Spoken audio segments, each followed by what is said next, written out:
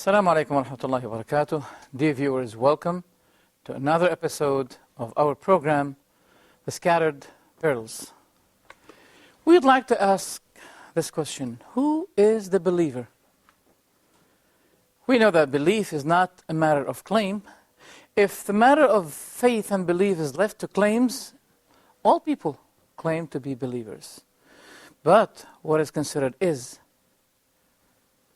who is he that Allah approves his faith? And things will not be left only to belief, to the claim of the person that he is a believer, but we have to know this fact that Allah is going to test his servant with many trials. Famines, difficulties, hardship in life, hardship in provision, that is the consequence will be the person will be truly be considered to be believer or not. That means after these trials and tests that Allah the Almighty tests his servant with, it is left to Allah to determine, to decide, was this person truly believer or not?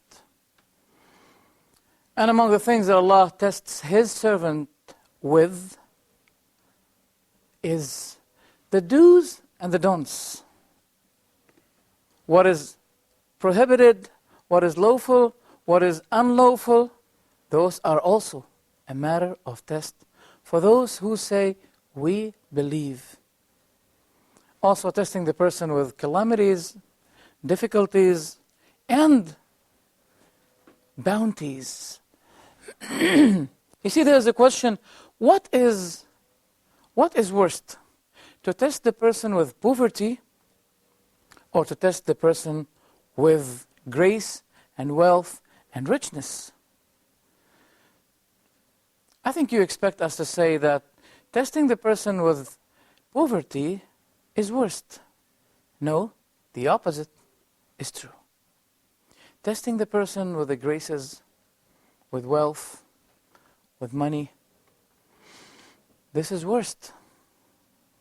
Because these elements normally, mostly, cause people to deny the purpose they were created for, to be indulged more in lively things, to be more distant from their Lord, except those who take the money and spend it on the way that Allah ordered them, and use the money as an approach that they get closer to Allah thereby.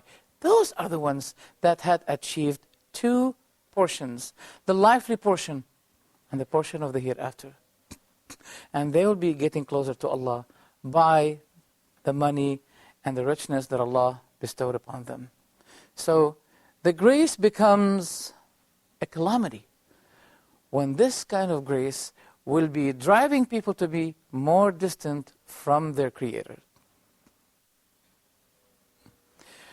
We have a phenomena where some people say that faith is here.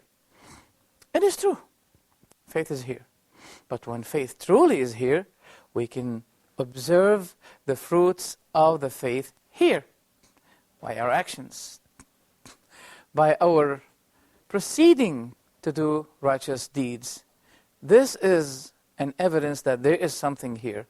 But when we see a person having no practice, no prayer, disobeying Allah, being slow or slowing himself from obeying Allah, rushing himself in disobeying Allah, that does not really tell that there is a faith. Or there might be a faith, but the faith is very weak. Doesn't help the members to act due to what Allah ordered the person. We would like in this episode and the other episodes, because I don't think that this subject will be enough for one or two or maybe 3 episodes. We'd like to explore with you the attributes and the attitude of the believer in the Quranic perspective. What did Allah say about the believers? Who are they? And what are their attributes? We find, for example, in the Quran that Allah the Almighty says, whenever the believers are the verses of Allah rehearsed to them, it increases them with faith. And their hearts feel trembling, fear, the moment Allah and His verses are mentioned. They depend upon Allah. Whenever they hear the verses of Allah, they bow down in prostration.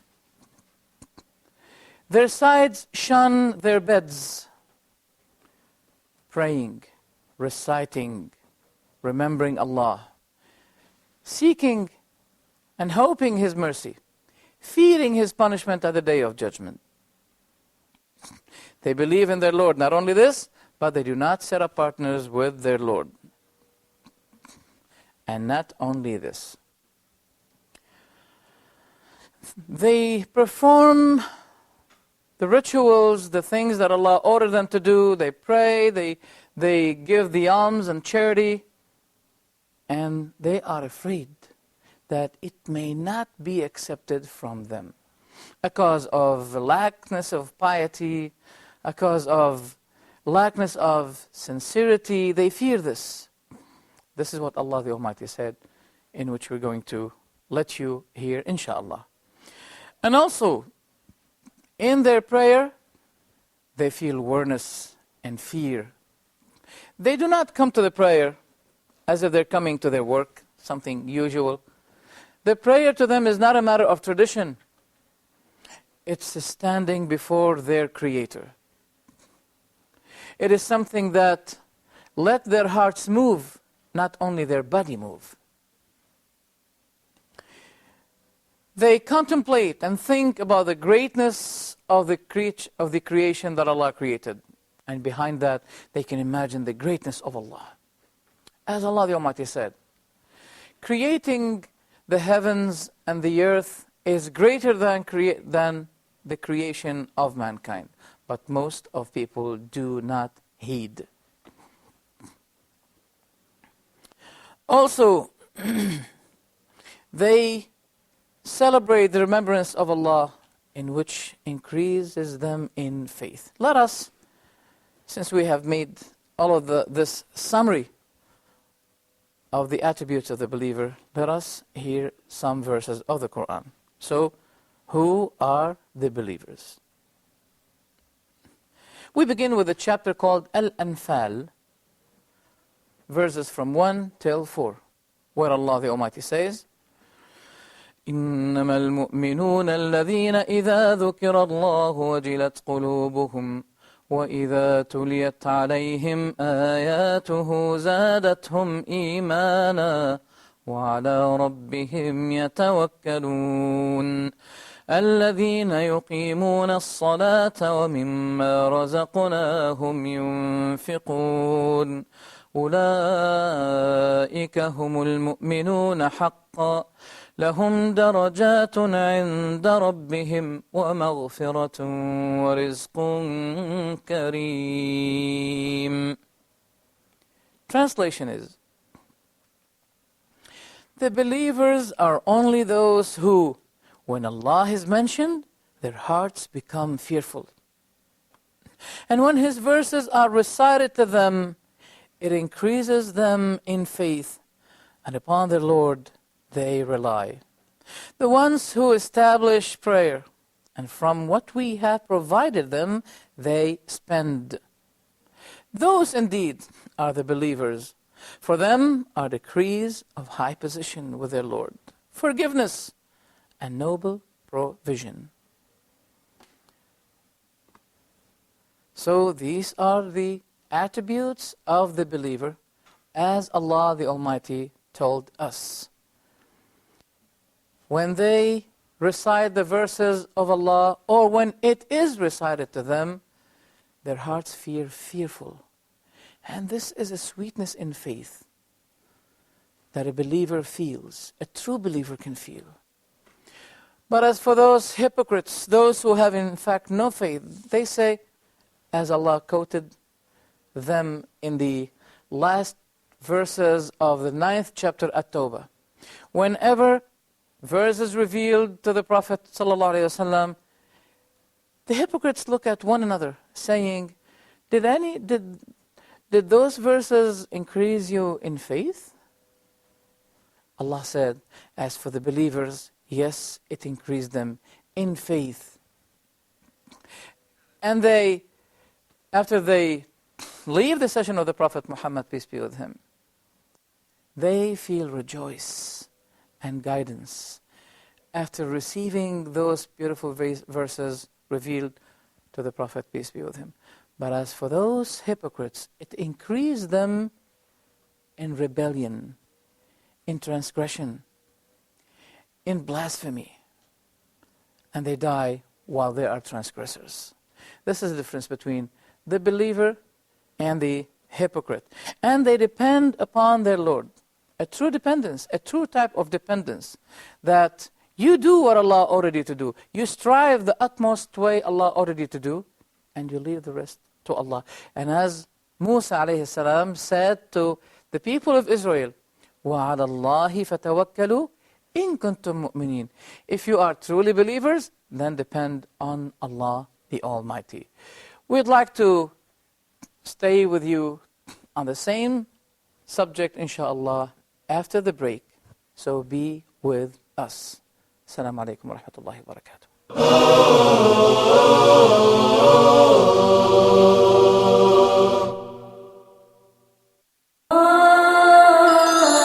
Let's talk. So this is something that you have to point out to them in the Bible. Something which is, I think, very direly needed by the youth, which is staying firm on the truth. This is just one of the greatest examples for me of how to control your anger. Within the framework of being the cleanest religion, the cleanest jurisprudence, and in the meantime, the kindest religion to animals. Watch Let's Talk with Khalil Amanet as he interviews guests and discusses a variety of topics, everything from youth issues to religious issues. Join us here on Hoda TV.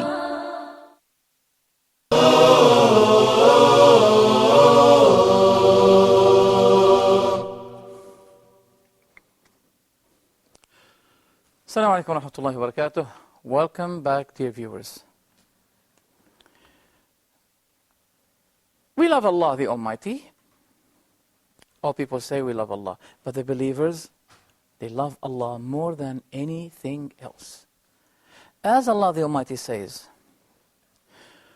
وَمِنَ النَّاسِ مَن يَتَّخِذُ مِن دُونِ اللَّهِ أَنْدَادًا يُحِبُّونَهُمْ كَحُبِّ اللَّهِ وَالَّذِينَ آمَنُوا أَشَدُّ حُبًّا لِلَّهِ.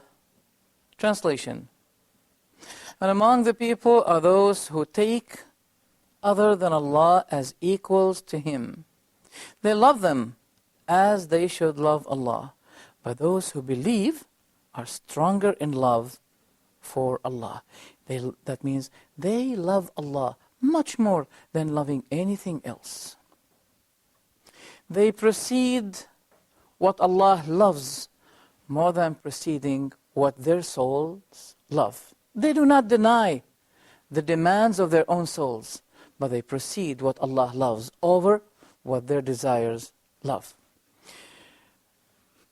There is a beautiful expression for Ibn al-Qayyim in his book Al-Fawaid, the benefits, about this. He said, the desire follows the love. It becomes stronger when the love becomes stronger.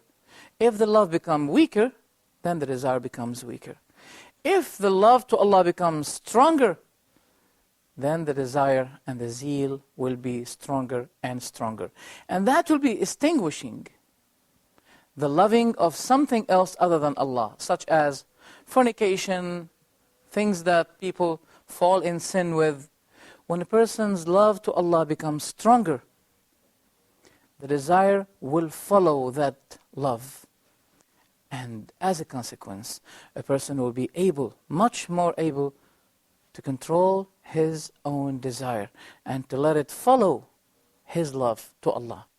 That is why we realized that Yusuf alayhi salam, he resisted the attraction, while the wife of Al-Aziz was not able to resist the beauty and the attraction of Yusuf. And we know that he was described by the Prophet, peace be with him, that he was given half of beauty. Yusuf alayhi salam was given half of the beauty. Of all the beauty that we can imagine, Yusuf was given half of that beauty. So, he said, there are people who take for themselves other than Allah to be equal with Allah, such as those who worship or take the idols as mediators with Allah, claiming that they love Allah, but those are only mediators to Him. And as a matter of fact, we can see them making them equal with Allah the Almighty. Anything that causes your heart to clinch to, apart from Allah, will become equal with Allah. Even those who say we do not worship idols, but we know them that the currency, the money, is the most important thing to them. That's why their concerns with the money is more than anything else. So their purpose become materialistic. Therefore, we can describe those people that they are taking the money is something to be equal with Allah the Almighty. Because we have to verify and confess the fact that Allah the Almighty created us for a purpose. And we should not neglect that purpose. He created us for worship. You may ask me, you mean that we worship Allah in the mosque and that's all we do? I say no. Taking care of your family is a matter of worship. A charity is a matter of worship. Even the smile that you give to your brother when you meet him, this is a matter of worship. It's a charity that Allah accepts it as a matter of worship. So worship is not only confined to the issues of worship in the mosque or etc. No, you're dealing with people is a matter of worship. So the truly believers are those whom their love to Allah is much greater than the love of anything else, neither their wealth nor their children. Because this is the thing that will be remaining for them and they'll be rewarded for. We know that a person is going to die and he's not going to be taking anything with him. We were created naked and we're going to return naked. But there's something that will be covering us, in which Allah described to be as clothing. It is a clothing or a dress. Allah the Almighty said, يا بني آدم قد أنزلنا عليكم لباسا يواري سوآتكم وريشا ولباس التقوى ذلك خير. The dress of taqwa, God-fearing, is the best. The dressing of taqwa is the best. That means we can cover ourselves with the works of God-fearing, and this is the only thing that we take with us at the moment when we will be alone in our graves. It's a matter of fact. Today we are closer to our graves than we were yesterday, and tomorrow we're going to be closer to our graves than we have been yesterday. This is a fact. Let us explore to you some other verses of the Quran. Allah the Almighty says in His glorious Quran in the chapter called Al-Mu'minun, which the title itself has something to do with our subject, the believers. أَيَحْسَبُونَ أَنَّمَا نُمِدُّهُمْ بِهِ مِن مَّالٍ وَبَنِينَ نُسَارِعُ لَهُمْ فِي الْخَيْرَاتِ بَل لَّا يَشْعُرُونَ إن الذين هم من خشية ربهم مشفقون والذين هم بآيات ربهم يؤمنون والذين هم بربهم لا يشركون والذين يؤتون ما آتوا وقلوبهم وجلة أنهم إلى ربهم راجعون. Translation is, do they think that when we extend to them of wealth and children that we are hastening for them good things? Nay, but they do not perceive. Verily, those who are apprehensive from fear of their Lord, and they who believe in the signs of their Lord, and they who do not associate anything with their Lord, and those who give what they give with their hearts afraid, because they will return to their Lord. What is the meaning of this? First, we get back that do those think that when we bestow upon them wealth, they think that we are doing good to them, we are proceeding the good for them? No, but they do not proceed. They do not perceive it. As we said before, the grace becomes tragedy in faith. When this grace of wealth, richness, will be causing people to turn away from Allah, to ignore His commands, to ignore His do's and don'ts, this will be a tragedy. Many people think that it is a favor, while it is not. The poor person, he has to be patient, and he'll be rewarded for his patience when he encounters difficulty in his provision. So that is also good for him. But for a person to be more distant because of the wealth that Allah gives him, this is a tragedy. And also, Allah told us that those believers, they believe in Allah. When they believe in Allah, they do not associate partners with Him. I remember a beautiful hadith of the Prophet. The Prophet gave advice to one of his companions, saying to him, do not set up partners with Allah, even if you were to be burned or cut off in pieces. Never associate partners with Allah the Almighty. So those believers, they do not associate partners with Allah. They are sincere in their prayer. They devote themselves to Allah in worship. They never, or they avoid extremely any kind of show-off that it may invalidate or that it may cancel their type of worship or any kind of worship to Allah the Almighty. Also, Allah the Almighty said that they have a fear when they give the thing that they will not be accepted. The Prophet described this, that those who do the good, they fear that Allah may not accept it of them. That means they are so sincere. They do not only give the thing and they are sure and they have guarantee that it will be accepted from them, but they fear that Allah may not accept their works. A lack of, for many reasons, such as a lack of sincerity. And sincerity is very important in worship. You see, monotheism is not to believe that there is one God only and that's all. But monotheism is when you perform the worship, you perform it for the sake of Allah only, setting up no partners with Him.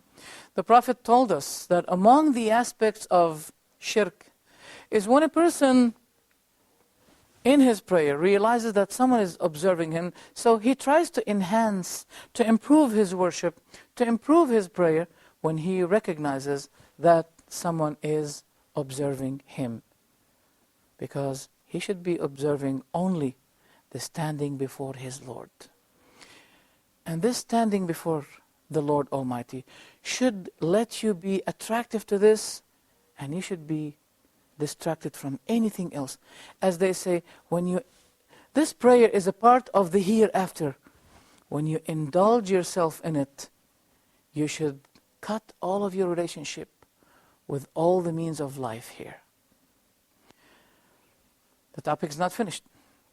We'll be with you, inshallah, exploring with you more verses of the Quran about what are the attributes and the descriptions of the believer. Thank you very much. May Allah bless you.